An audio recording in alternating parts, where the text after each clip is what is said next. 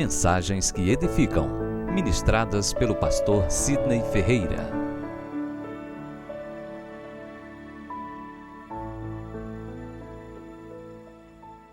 Evangelho de Mateus, capítulo 9, versículo 36, 37, 38. E percorria Jesus todas as cidades e povoados, ensinando na sinagoga, pregando o evangelho do reino e curando toda sorte de doença e enfermidade. Vendo eles as multidões, compadeceu-se delas, porque estavam aflitas e exaustas, como ovelha que não tem pastor. E então se dirigiu aos seus discípulos: a seara, na verdade, é grande, mas os trabalhadores são poucos. Rogai, pois, ao Senhor da seara, que mande trabalhadores para a sua seara. Amém. Deus seja louvado por esta palavra. Meus irmãos, todo mês de novembro, no calendário e no planejamento da igreja, é o mês de oração, intercessão e consagração pela liderança que há de assumir o próximo ano. Em dezembro, essa liderança é apresentada à igreja. E a partir de 1º de janeiro, ela começa a exercer a sua missão, o seu ministério. E a liderança da igreja, existe a liderança eclesiástica, administrativa e ministerial. Chegou a hora. Eu gostaria de pedir gentilmente, cordialmente, encarecidamente, que os irmãos durante o mês de novembro estivessem orando, para que Deus estivesse instruindo, direcionando e orientando quem serão aqueles que assumirão os respectivos ministérios da igreja para o próximo ano. E eu estive buscando em Deus uma palavra que se contextualizasse com essa realidade e que nos trouxesse ensinamentos espirituais. E essa passagem, essa narrativa bíblica é justamente essa que foi lida. E o tema dessa mensagem é justamente: a seara ainda é grande. Você pode repetir comigo? A seara ainda é grande. Mais uma vez, a seara ainda é grande. Pois bem, nós percebemos em Jesus que ele usava linguagem simples para nos ensinar lições profundas. Jesus utilizava de questões comuns, cotidianas, corriqueiras, para despertar a nossa atenção e nos trazer palavra de sabedoria, palavra de instrução. Eu gostaria de te convidar a mergulhar nesse texto, nas entrelinhas, e descobrir todos os mistérios revelados. Para isso é necessário voltar um pouco ao tempo e entendermos o que é a seara. Era muito comum na época de Jesus e na região os campos de seara. E a seara existia de arroz, existia de trigo, existia de milho, entre outros cereais. Era campos de cereais. Isso era muito comum. Jesus, ao observar uma paisagem como essa, a vislumbrar uma cena como essa, ele diz aos seus discípulos: vejam, a seara, ela é grande, mas poucos são os ceifeiros. O contexto do texto nos faz entender o que Jesus queria nos dizer. Ele estava percorrendo as aldeias, os povoados, os vilarejos e todas as regiões. E havia uma grande necessidade de atender, de alcançar essas pessoas.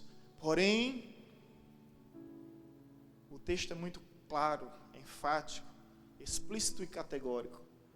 Eram poucos os ceifeiros. Hoje em dia, a realidade continua sendo a mesma. Por isso que o tema da mensagem é: a seara ainda é grande.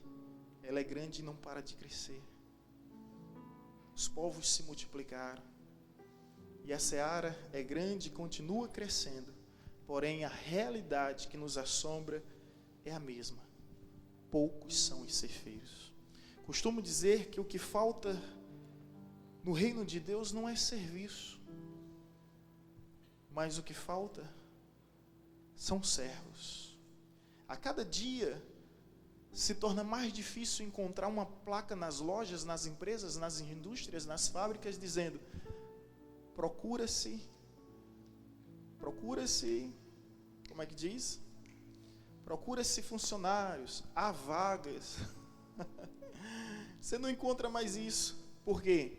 Existe muito mais empregados do que empresas, do que empregadores.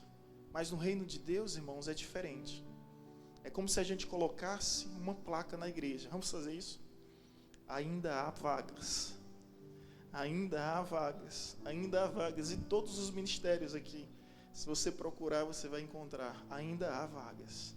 Ainda há lugar. Ainda há espaço para trabalhar. A seara é grande, poucos, porém, são os seus ceifeiros. E gostaria aqui de extrair 3 lições práticas. A primeira é: grande a urgência do tempo.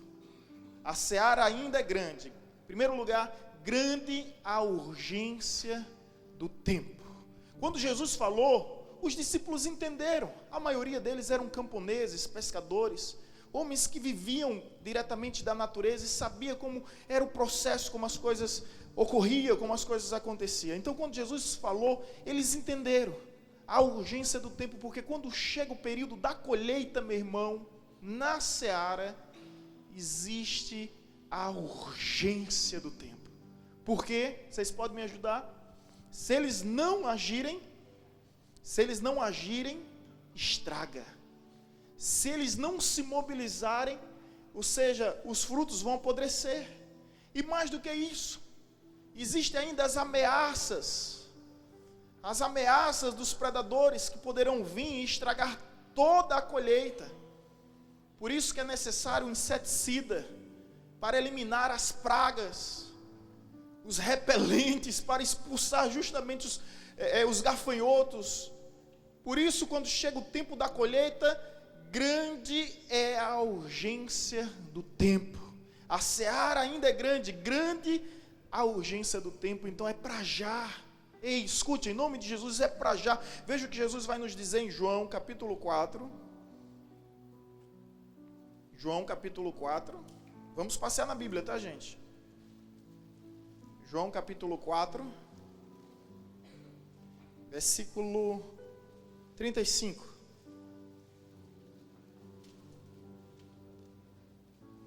Amém? Não dizeis vós que ainda há 4 meses até a ceifa? Eu, porém, vos digo: erguei os olhos e vedes, os campos, pois já branquejam para a ceifa. Jesus olha para os seus discípulos: vocês não dizem que ainda falta alguns meses, 4 meses para o dia da colheita? Erguei os vossos olhos, ei, presta atenção, deixe de ser distraído, deixe de ser disperso, deixe de ser desatento. Olhe, já está pronto, já está pronto. E a questão que Jesus está nos dizendo é que se não agirmos agora, muitas pessoas vão acabar se apodrecendo. Muitas pessoas vão acabar estragando. Quando Jesus disse que nós somos a luz do mundo, o sal da terra, gente, é incrível isso. É incrível porque o sal tem 2 lições. O sal, ele tanto purifica o alimento, no sentido de dar sabor, não é? Nada pior do que uma comida insossa, né, que chama, sem sal, como também preserva o alimento. O sal tem esse poder de preservar o alimento. Então, dá o sabor e preserva. E a luz, quando Jesus diz: eu sou a luz do mundo, vocês são a luz do mundo. O que é que ele está querendo nos dizer? Luz ilumina, a luz aquece, mas não é só iluminar e aquecer. Na antiguidade, as luzes, não existia energia elétrica. As luzes vinham de quê? Me ajudem. Lamparina, candeeiro. Lanterna não tinha não naquela época. Não tinha pilha naquela época, nem bateria. Lampião, tocha, que mais? Você não entendeu um detalhe, gente. até muito tempo vela, né? Até pouco tempo vela. Você não entendeu um detalhe.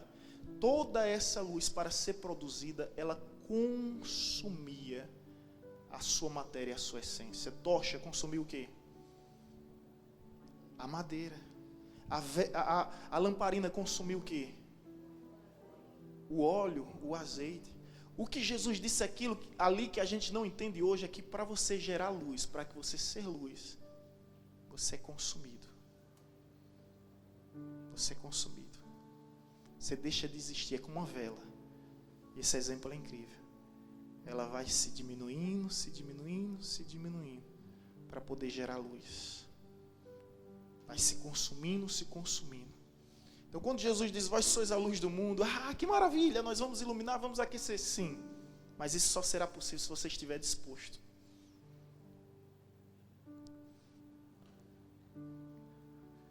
Estão entendendo o mistério? Glória a Deus por isso.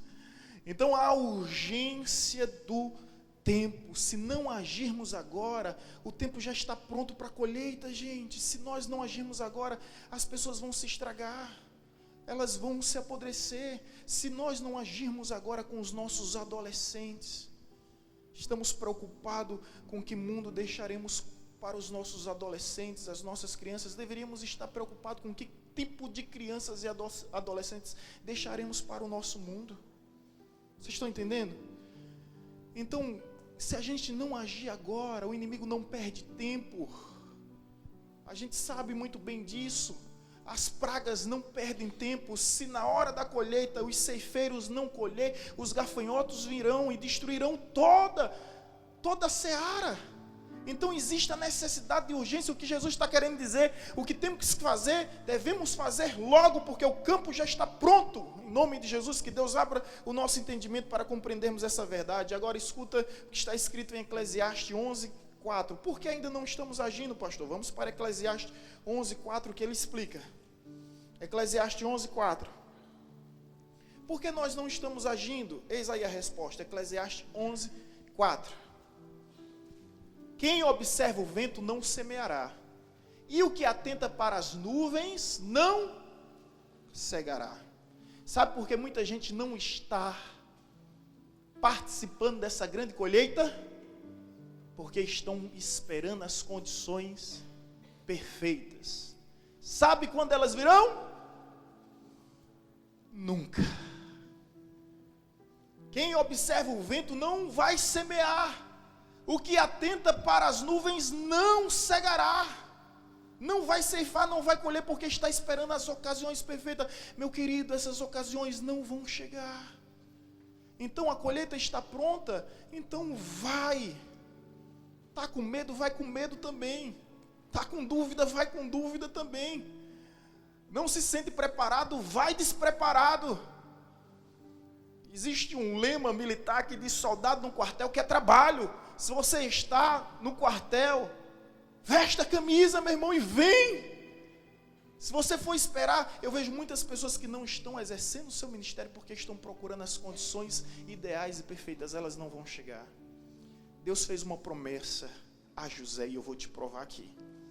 Deus fez a promessa que um dia o sol e a lua e 11 estrelas se curvarão diante dele. Essa promessa era de quê? De que um dia ele exerceria liderança sobre seu pai, sobre sua mãe, sobre seus irmãos. E aí, meu irmão? Essa promessa falava sobre gestão, administração, um dom divino na vida de José. E aí, meu irmão? Para onde é que José foi parar? Escravo. Ele deixou de administrar em um povo estranho, em uma terra longínqua. Ele deixou de administrar. Quando ele pensou que as coisas iam melhorar, pioraram. Colocaram ele no cárcere, no meio dos piores marginais, bandidos, execráveis. Ele está lá. O que foi que ele foi fazer lá dentro? Administrar.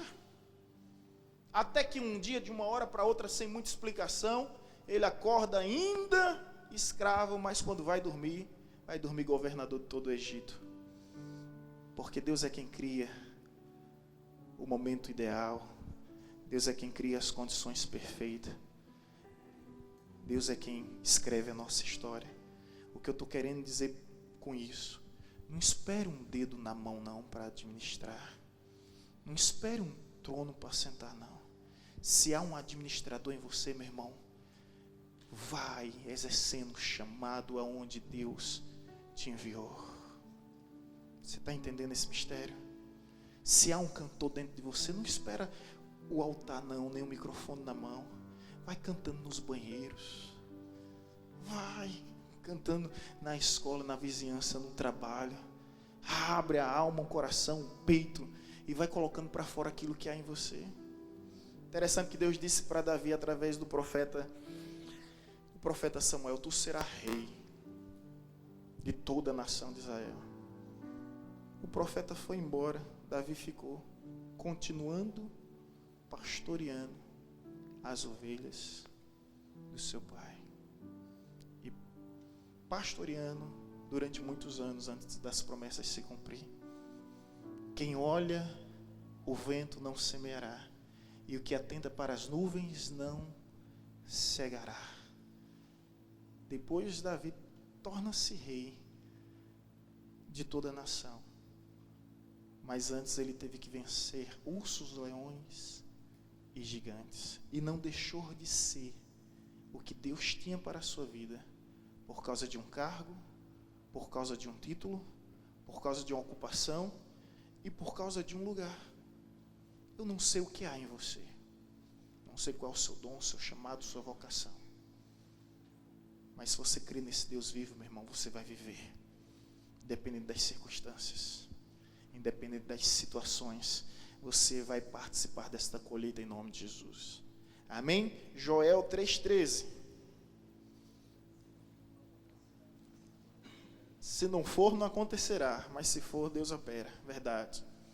É bem assim, Diácono Williams. E essa frase eu aprendi contigo, viu? A seara é grande e não para de crescer. Eu pregando uma vez sobre esse mesmo texto, eu disse: a seara é grande. Aí o diácono me disse: e não para de crescer. Não para de crescer. Joel capítulo 3, versículo 13, que é uma palavra de ânimo, receba essa. Lançai a foice, porque já está madura a seara. Vinde, descei, porque o lagar está cheio. Os vasos de lagares transbordam, porque a sua malícia é grande. Vamos nos deter a parte inicial desse texto. Lançai a foice. Olha para o teu irmão, está do teu lado, diz isso aí. Lançai a foice, meu irmão. Bota a mão no arado, meu irmão. Você está esperando o quê, meu irmão? Lançai a foice, porque já está madura a seara. Ah, pastor, mas pastor, eu ainda não tenho um diploma de teologia. Ah, pastor, eu ainda não tenho um certificado. Meu irmão, lançai a foice, porque já está madura a seara. Vinde, descei, porque o lagar está cheio. Os vasos dos lagares transbordam. Lança a foice. Não espere o tempo oportuno, não espere as oportunidades, crie as oportunidades. Gente, quando eu me converti, eu acho que eu perturbei muito o meu pastor. Eu chegava para ele: pastor, eu queria uma oportunidade para dar um testemunho. Toda quinta-feira era isso, gente. Toda quinta-feira era isso. E eu lembrando de um testemunho que eu fui evangelizar em um lugar, em um povoado aqui de Paulo Afonso, e quando eu cheguei lá, a pessoa ofereceu, os testemunhos que eu contava, a pessoa ofereceu um lanche, e veio com um pedaço de bolo e trouxe um refrigerante, um dos refrigerantes que eu mais gosto, que é Fanta Uva. Aí eu disse: meu Deus, eu testemunhava isso. Gente, eu fui num lugar pregar e a pessoa me ofereceu Fanta Uva. Glória a Deus, aleluia, eu amo Fanta Uva. Era o prazer de expor, de transbordar, de externar tudo aquilo que há em mim, como um turbilhão de emoções e sentimentos que precisam ser colocados para fora. Era minha alegria, minha alegria. Chegava para o pastor e disse: pastor, quando é que eu vou pregar? Quero saber quando o dia que eu vou pregar. E me colocava disponível, sempre acessível. Lançai a foice. O campo já está pronto. Não olhe para o vento, não olhe para as nuvens, porque senão você não vai semear, não vai se cegar, não vai ceifar. Eu espero que Deus esteja falando contigo sobre a urgência do tempo. Ei, o tempo é hoje. O tempo agora. É agora. Vem a hora, e já chegou, em que os verdadeiros adoradores adorarão o Pai em espírito, em verdade. Vem a hora, e agora é agora, meu irmão, é agora, Em João 7, na festa dos tabernáculos, os discípulos chegam para Jesus e dizem: Jesus, por que tu não se manifesta perante todos e todos logo acreditarão em ti? Jesus disse bem assim: porque ainda não é chegado o meu tempo, mas quanto a vós, sempre será o vosso tempo. O tempo das promessas se cumprir na vida de Cristo, existe um processo, mas quanto a mim, quanto a você, não. Se hoje ouvirdes a voz de Deus endurecer, não endureça o teu coração. É hoje, é agora, é hoje, é hoje, é aqui. Deixa de protelar, deixa de procrastinar o chamado e a vocação que Deus tem para a sua vida. Então, a grande é a urgência do tempo. Segundo lugar, grande a necessidade da vocação. Aqui, gente, peço um pouquinho da sua atenção em nome de Jesus. Eu entendo que não podemos ser um aventureiro na obra de Deus. Grande é a necessidade da vocação. A seara é grande, poucos são os ceifeiros. Mas Jesus apresenta a solução. Rogai ao Senhor da seara para que envie ceifeiros. Não podemos ser um aventureiro qualquer. Deus é quem vai escolher os ceifeiros. O que eu quero dizer com isso aqui, irmãos? Que há uma necessidade de vocacionados. Grande a necessidade de vocacionados. Infelizmente ainda é pouco. E você tem duas opções nessa situação. Ou você critica ou você ora. O teatro dessa igreja está fraco. O ministério de dança dessa igreja está fraco. O coral dessa igreja está com poucas pessoas, olha. Onde estão os diáconos dessa igreja? Ministério infantil, de casais, jovens, está tudo. Ou você critica, ou você ora. Cadê o ministério de evangelismo dessa igreja? Não faz nada. Cadê os impactos missionários que essa igreja fazia no passado? Não estão fazendo nada. Jesus não nos deu opção. Rogai ao Senhor da seara para que Ele envie ceifeiros. O problema é que a gente vê a necessidade, a gente se depara com essa realidade, porém tudo que a gente faz é criticar. Não é verdade? Tudo que a gente faz é criticar. Quando na realidade a crítica não é a solução. É uma opção, mas não é a melhor e nem a recomendável. Você olha para o louvor e às vezes você vê dois camaradas aqui. Aí começa a criticar. Você não sabe o tanto de renúncia, de entrega, de dedicação que eles estão tendo para poder estar aqui. E aí, pastor, o que é que eu devo fazer? Rogai ao Senhor. Deus envia, Senhor, para a tua igreja mais pessoas. E cuidado, porque você pode ser a resposta da sua oração. Na maioria das vezes é assim. A quem Deus revelou o vale de ossos secos? A Ezequiel. E quem foi que Deus usou para mudar aquela história? Ezequiel. Às vezes eu me vejo igual a Faraó diante de alguns Josés.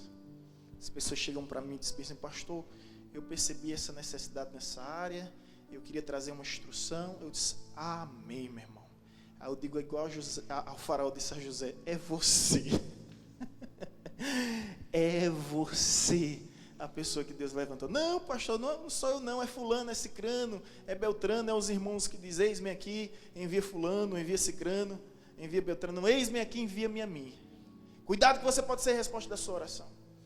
Mas a necessidade da vocação. E aqui eu espero que os irmãos entendam. Temos que agir, sim. Mas como é que você vai agir? Aí eu peço aqui, vamos voltar ao tempo e imaginar a seara. Você olha que a seara é grande, a necessidade de ceifeiros também latente. Mas você vai invadir o campo que não é seu? Você não vai invadir. Isso é crime. Então você tem que aguardar ser vocacionado. Deixa eu te dizer uma verdade. Eu estou escrevendo um livro, Coração Voluntário.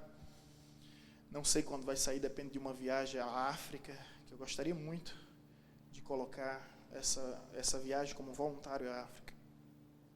Mas esse livro nós vamos falar uma parte lá que todo vocacionado é um voluntário.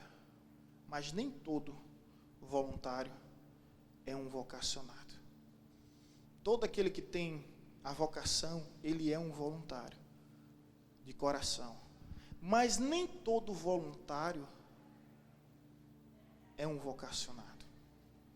Quando eu digo bem assim, temos que agir, sim.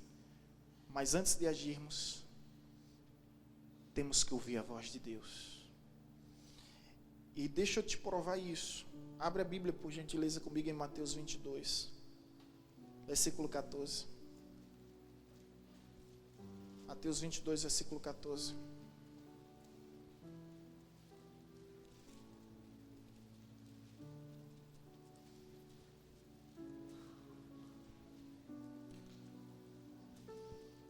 Mateus 22, versículo 14. O que é que diz? Muitos são chamados, mas poucos escolhidos. Muitos são chamados, mas poucos os escolhidos. A necessidade da vocação é rogai ao Senhor da seara para que Ele envie ceifeiros. Não sou eu, não é você. E às vezes eu vejo muitas coisas acontecendo por causa do feeling, muitas coisas acontecendo por causa da afinidade. Eu vou escolher fulano para estar comigo porque ele é mais próximo, porque ele é mais chegado. Não são esses os critérios. Você pode ter feeling com alguém, você pode ter ser mais chegado de alguém, mas não significa que essa pessoa é uma pessoa escolhida por Deus para tal função, para tal ministério, para tal vocação.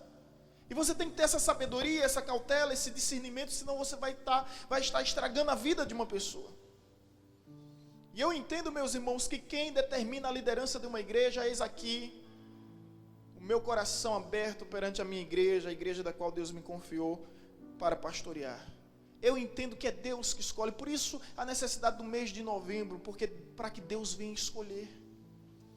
E aí os líderes são resposta de oração, você não precisa ler, mas em Êxodo capítulo 3, versículo 7, quando Deus se revela a Moisés, diz bem assim: eu ouvi o clamor do meu povo e desci para atender suas súplicas. Moisés era a resposta de oração de um povo. Eu tenho plena convicção e consciência de que eu sou resposta de oração de uma geração que antes de mim estava frustrada, decepcionada, desapontada por pastores que não eram da terra, que vinham, passavam um tempo e saíam. Teve pastor na história da evangelizadora que passou 3 meses e quando saiu, deixou um rastro de dívida para a igreja pagar. Triste, né? Triste. E a igreja orava, Deus levanta um profeta em nosso meio, levanta alguém em nosso meio. Enquanto isso, eu nem existia, minha mãe nem convertida era. E depois, quando minha mãe se converteu, várias promessas vão surgindo, promessas que eu tive conhecimento só depois que eu aceitei Jesus. Mas o que eu quero dizer, sem muito delongar aqui, é que eu sei que eu sou resposta de oração de uma geração que clamou aos céus para que Deus enviasse alguém. Agora, vem cá. Eu não quero ser simplesmente uma resposta de oração. Eu quero também orar para que Deus levante em nosso meio missionários, profetas, pastores, evangelistas, adoradores para a próxima geração que virá. Rogai ao Senhor da seara para que Ele envie. Moisés era a resposta de oração do seu povo. Em Lucas capítulo 6, versículo 12 e 16, não precisa ler, Jesus vai escolher os apóstolos. O que é que ele faz? Ele sobe num monte. Você já percebeu? Ao anoitecer subiu Jesus no monte, e ao amanhecer desceu Jesus do monte, ele passou a madrugada toda orando para escolher quem seriam os apóstolos. Aí as igrejas batistas faziam plebiscitos. Quem será o líder dos homens? Exemplo, o líder das mulheres. Aí as igrejas faziam uns plebiscitos. Eu proponho fulano, eu proponho ciclano, eu proponho Beltrano, e era um alvoroço no meio do arraial. Porque a maioria das propostas, elas estavam vinculadas à afinidade e não a direcionamento da parte de Deus. Como é que uma igreja pode se envolver com essa situação? Simples. Está escrito na Bíblia. O problema é que a gente não consulta a Bíblia como manual de regra e prática. Atos capítulo 13, versículo 2. E aí, meu irmão, eu estou ministrando aqui para líderes.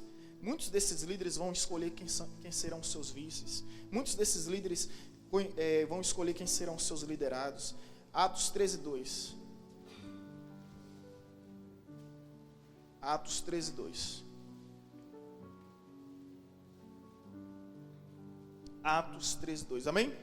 E servindo eles ao Senhor e jejuando, disse o Espírito Santo: separai-me agora Barnabé e Saulo para a obra que eu vos tenho chamado. Amém? Entendeu o mistério aí? Atos 13, 2. 13, 2. E servindo eles ao Senhor, está aí, projeção? Atos 13, 2. Enquanto eles ministravam, e servindo eles ao Senhor. Ei, enquanto Deus não levantou um líder, continua servindo. Enquanto Deus não mostrou quem é o líder, continua servindo. E servindo eles ao Senhor, como é que eles serviam ao Senhor? E jejuando, se consagrando. É esse o mês de novembro. Disse o Espírito Santo: separai-me agora Barnabé e Saulo. Saulo era o Senhor, não? Brincando. Separai-me agora Barnabé e Saulo para a obra que vos tenho chamado.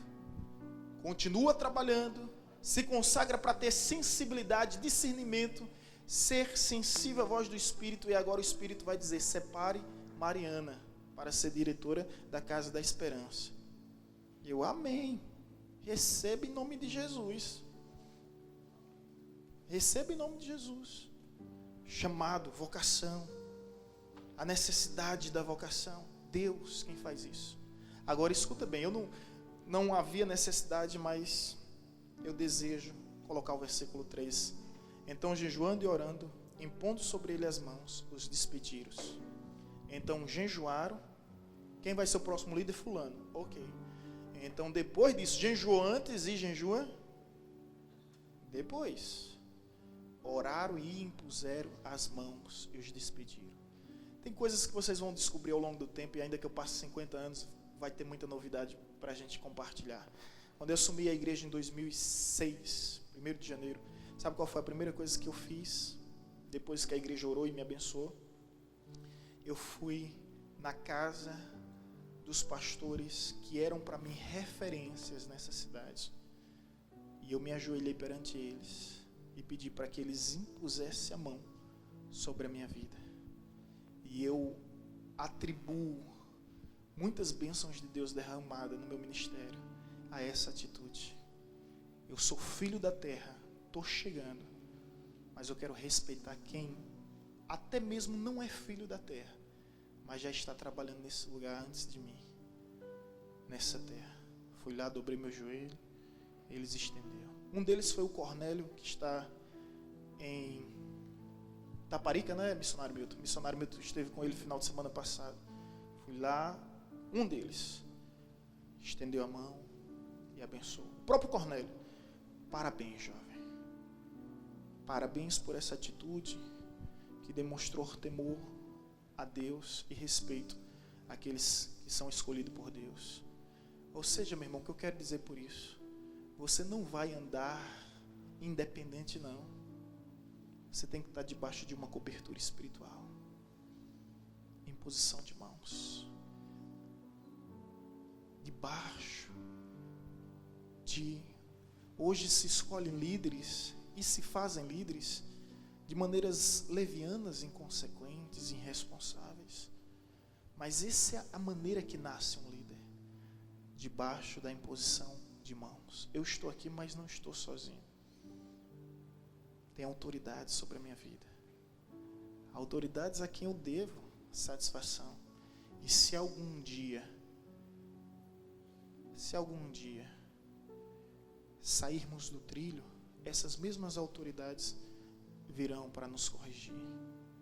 Isso nos traz segurança, total segurança. Então, a seara ainda é grande, grande na urgência do tempo, grande na necessidade de vocacionados. E como nós vamos mudar isso? Não é criticando, orando. E eu queria te convidar esse mês de novembro a me ajudar em oração. Deus levanta quem serão os próximos líderes.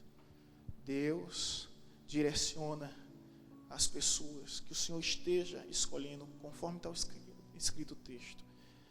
Quero dizer aos irmãos que eu estou decidido a subir o monte.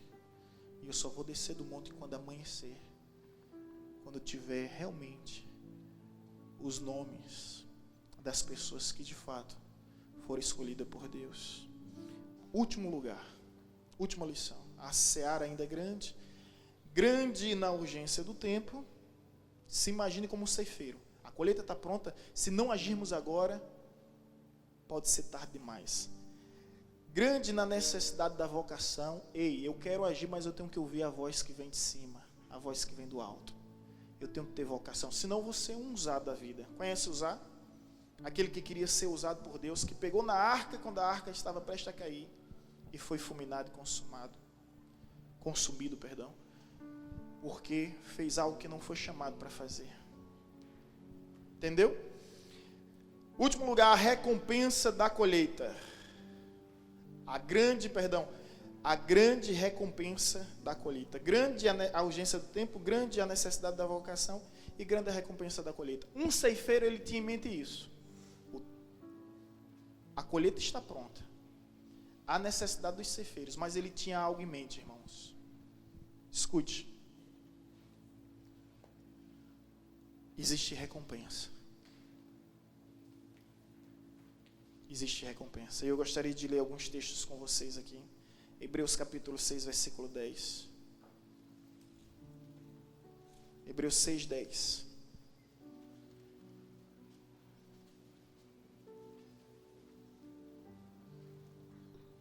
Quantos aqui são ceifeiros na obra do Senhor? Levante suas mãos.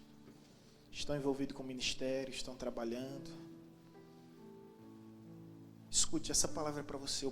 Eu orei a Deus e senti muita paz de chegar a esse momento e compartilhar com você essa verdade.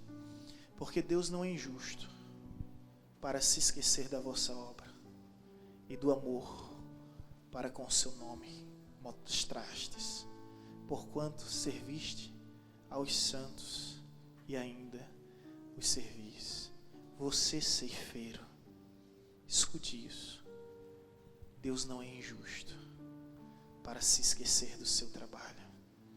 Deus está vendo, meu irmão. Deus está assistindo, meu irmão. Deus está contemplando. Como líder, nós somos falhos. E eu assumo, admito, confesso e peço perdão. É possível que a gente não reconheça o trabalho de alguém. É possível que a gente não reconheça a dedicação de alguém. Mas assim como você, eu também não sou movido por elogios. E muitas vezes eu também não sou reconhecido. Mas o que importa aqui é sabermos o que estamos fazendo e para quem estamos fazendo. Porque eu não quero ser vítima da história. Se eu procurar ser vítima da história, não vai me faltar argumentos. Um dia eu encontrei um pastor e eu disse bem assim: meu querido, como está aí a obra e o ministério? Pastor, desisti de tudo. E eu disse: por que, rapaz? E o chamado e a vocação? Pastor, é muita ingratidão. É muita ingratidão. O pessoal cobra muito o que a gente não faz e não vê o que a gente faz, o tanto que a gente se dedica, o quanto que a gente se esforça. Eu olhei para ele e disse: só tem uma pergunta para fazer. Para quem você está fazendo? Para quem você está fazendo? Para quem você está fazendo? Porque se for para o autor e consumador da nossa fé, meu irmão, prossiga, esquecendo das coisas que para trás se fica. Prossigo para as coisas que diante de mim estão, para o prêmio da soberana vocação em Cristo Jesus. Ser achado nele, sem justiça própria que procede da lei. Ser achado nele mediante a graça que nos sustenta, mediante a graça que nos capacita, mediante a maravilhosa graça que é suficiente em nossas vidas, mediante a graça. E o que Jesus disse a Paulo: Paulo, minha graça te basta. Minha graça te basta. Você está chegando ao final do ano desanimado, abatido, sem força, sem disposição, sem alegria no coração para continuar o chamado e a vocação que Deus te confiou. Ei, escute uma coisa, meu filho. A graça do Senhor te basta, nada além da sua graça, nada além da sua graça, nada além da sua graça. Seja cheio da graça de Deus, manifeste a graça de Deus, viva a graça de Deus, porque a graça do Senhor nos basta. E se você entende e vive mediante a graça, escute isso, porque Deus não é injusto para se esquecer da vossa obra, meu irmão. Deus está vendo tudo, Mariana. Deus está vendo tudo. O pastor mal vai lá ver. Gente, eu passo semanas sem ir ali aqui do outro lado. Passo 15 dias sem ir lá ver. E me julguem como quiserem. Eu não quero interferir, quero dar total liberdade. Mas eu sei que muita coisa está sendo feita, e eu sei também que Deus está vendo, Deus está vendo, Deus está vendo. Amém, irmãos? Ei, Deus está vendo. Você que é líder, você que é liderado, Deus está vendo, e Deus não é injusto. Há recompensa, grande a recompensa da colheita. Outra palavra, 1 Coríntios 15, 58. 1 Coríntios 15, 58. 1 Coríntios capítulo 15, versículo 58. Final do ano chegando. Eu preciso dar uma injeção de ânimo a esse povo. Porque muitos estão querendo me procurar para entregar o ministério. Está amarrado, está repreendido em nome de Jesus. Vai vir por um caminho e voltará por 7. A não ser que se foi homem que te chamou. Se foi homem que te chamou, então traz o ministério que não é teu. Agora, se foi Deus que te chamou, você descobre que o ministério não é seu, mas de Deus. Sabe quando? Quando você quer deixar e Deus não deixa. Aí você descobre: meu Deus, eu sou apenas um coadjuvante nessa história em que o Senhor é protagonista. A pessoa quer deixar, eu vou deixar. Esses dias veio uma pessoa me procurar, disse: pastor, eu queria falar com o senhor. Aí sentou na cadeira, começou a chorar, disse: pastor, não precisa mais falar não. Eu vim aqui entregar o cargo, o ministério. O Espírito Santo me constrangeu. Eu não falei nada, gente, eu só olhei para a pessoa. O Espírito Santo me constrangeu de tal forma que eu entendi: o ministério não é meu, o ministério é dele. Eu disse: amém, minha irmã. Finalmente entendeu, não está longe do reino dos céus. Deixa eu te dar um abraço. Resolveu, graças ao Pai. Está firme e forte aí. 1 Coríntios 15, 58. Essa palavra é para você, ceifeiro. Essa palavra é para você. Portanto, meus amados irmãos, sedes firmes, inabaláveis e sempre abundantes na obra do Senhor, sabendo que no Senhor o vosso trabalho não é vão. Não é vão, não é vão. Chacoalhe teu irmão que está ao teu lado, pelo pescoço, pelos cabelos, pelo ombro, pelo braço, e diz: não é vão, não é vão, não é vão, não é vão, não é vão, em nome de Jesus. Aleluia! Não é vão. Diante do Senhor não é vão o vosso trabalho. Agora, seja firme. Seja frouxo não. Seja firme. Graças a Deus não tem homem frouxo nessa igreja. Amém, irmãos? Glória a Deus. Seja firme.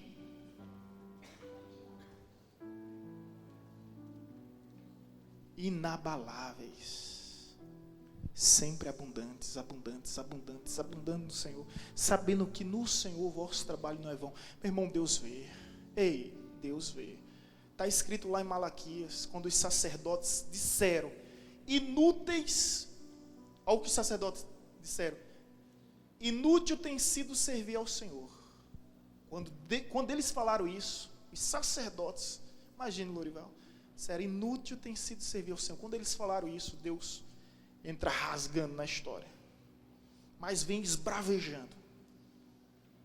Aí Deus diz bem assim, existe um memorial diante de mim, e vocês verão a diferença entre os justos e entre os ímpios, entre os que servem a Deus e os que não servem. Você sabe o que é memorial? Deixa eu te dizer, o rei está sentado no seu trono, e do seu lado existe uma escrivania, onde está um escrivão. Essa escrivania e escrivão é chamado de memorial. E tudo que acontecia no reino, o escrivão escrevia na sua escrivania. Fulano de outro fez isso. Lembra de Mordecai?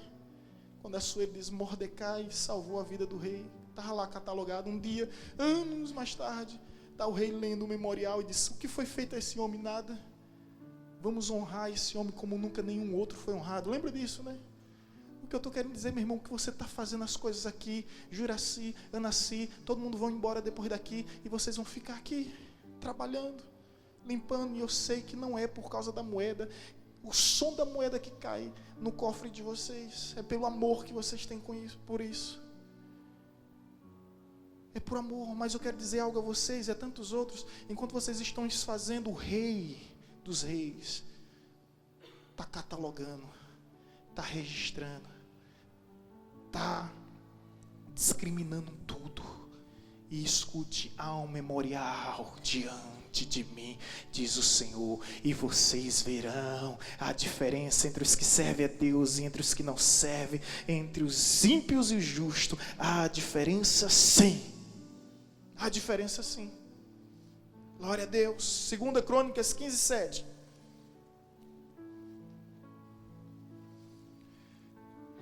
Segunda Crônicas 15:7.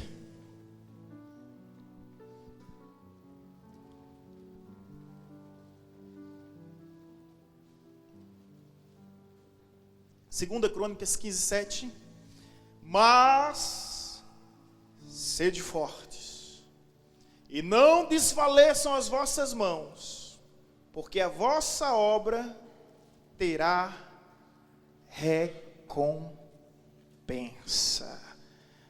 Mas sede fortes, e não afrouxe as mãos, não esmoreça as mãos, não desfaleçam as mãos, porque a vossa obra terá recompensa. Vamos chacoalhar de novo um ao outro. E diz, meu irmão, tem recompensa. Recompensa do céu, recompensa de Deus, recompensa do alto. Tem recompensa, tem recompensa, tem recompensa sim. Deus não é justo para esquecer. Nada ficará vão. E outra, tem recompensa do céu para você, meu irmão. Tem recompensa. Vem cá, olha para mim. Quando Davi estava por trás das malhadas, pastoreando um rebanho que não era seu, mas era de Deus, ou melhor, era do seu pai. Ele vencia ursos e leões no anonimato. Ninguém via, ninguém sabia, mas nem por isso ele deixava de ser o que Deus tinha determinado para ele. De repente, de uma hora para outra, a oportunidade é lhe dada. E escute, guarde no seu coração, porque ele já tinha sido consagrado como rei, e agora seu pai Jessé diz bem assim, filho, seus irmãos estão em guerra, são caçadores, são homens fortes, são homens, marrentos, vá lá e leve queijinho e pãozinho. Ei, e se Davi não fosse? pequenas tarefas nos coloca diante de grandes oportunidades. Nunca ignore a importância de uma pequena tarefa. Ela nos coloca diante de grandes oportunidades. Davi foi fazer o quê? Servir pãozinho e queijinho. Quando chegou lá, se deparou com a oportunidade que mudou sua vida para todo sempre. Meu irmão, enquanto você não estiver vencendo os gigantes, não deixe de vencer ursos e leões. Porque enquanto você vai vencendo ursos e leões, Deus vai registrando. E um dia vai chegar a hora da tua recompensa. Amém? Vamos voltar ao texto, Mateus 9, 37 e 38.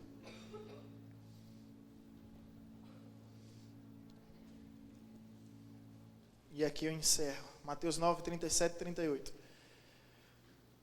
E quando dirigiu aos seus discípulos, disse: a seara é grande. Na verdade é grande, mas os trabalhadores são poucos. Rogai ao Senhor da seara que mande trabalhadores para a sua seara. O tema da mensagem é: a seara ainda é grande. Primeiro ponto, quem lembra? Muito bem, Elba. Grande a urgência do tempo. Se imagine como ceifeiro. Se você não for colher, vai estragar tudo. Pode ser teus filhos. Pode ser a geração que tem. Vai estragar tudo. Segundo lugar, grande é a necessidade de vocacionado. Só Deus pode resolver, mas nós podemos orar. Terceiro lugar, grande a recompensa da colheita. E agora, já estamos na conclusão. Eu só queria mostrar o versículo 26, que eu não posso encerrar sem citar. Vendo eles a multidão, teve, versículo 36, perdão. Vendo eles a multidão, teve compaixão. Você é ceifeiro? Jesus apresenta aqui, irmãos, o que deve haver em cada ceifeiro: compaixão. Jesus se colocou à disposição de Deus porque foi movido de íntima compaixão. Sabe o que é que tem faltado hoje? Compaixão. Jesus teve compaixão das multidões. E você? Você sabe o que é compaixão, né? Sabe o que é, né? Vem da expressão paixão com. Quando eu tenho paixão com alguém, aí exerço a compaixão. É me colocar no lugar do outro. Isso é compaixão. Jesus olhou a multidão e teve o quê?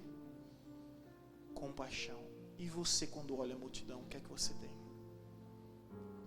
Quando você olha as pessoas na sua casa que ainda não são cristãs, o que é que você tem? Quando você olha as pessoas na rua que ainda não são cristãs, o que é que você tem? Quando você olha as pessoas no seu bairro que ainda não são cristãs, como é que você as vê? Como? Na sua cidade, no seu trabalho, na sua escola.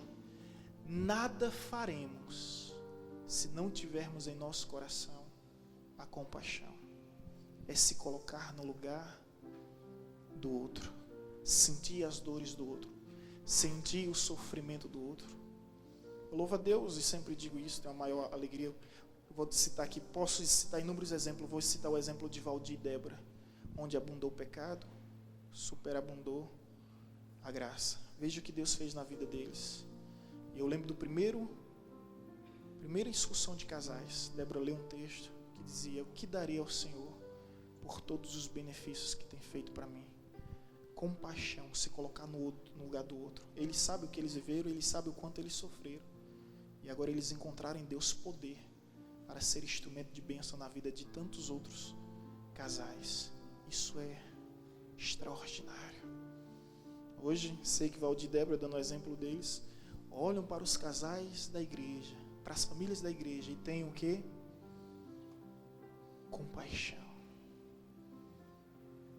Compaixão. compaixão com. E eu não poderia encerrar esse momento de ministração sem falar: o que mais precisamos não é de talentos, é de compaixão.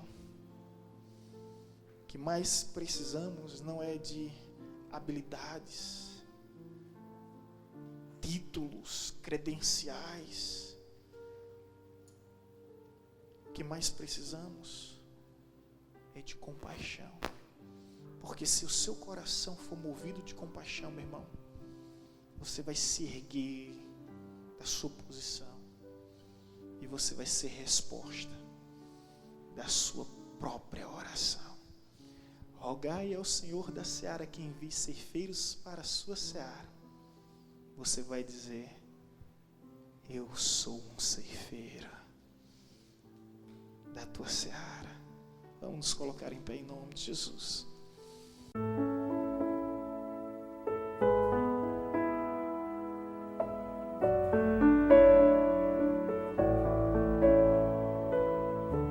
Você acabou de ouvir uma mensagem ministrada pelo pastor Sidney Ferreira, da Igreja Batista Evangelizadora.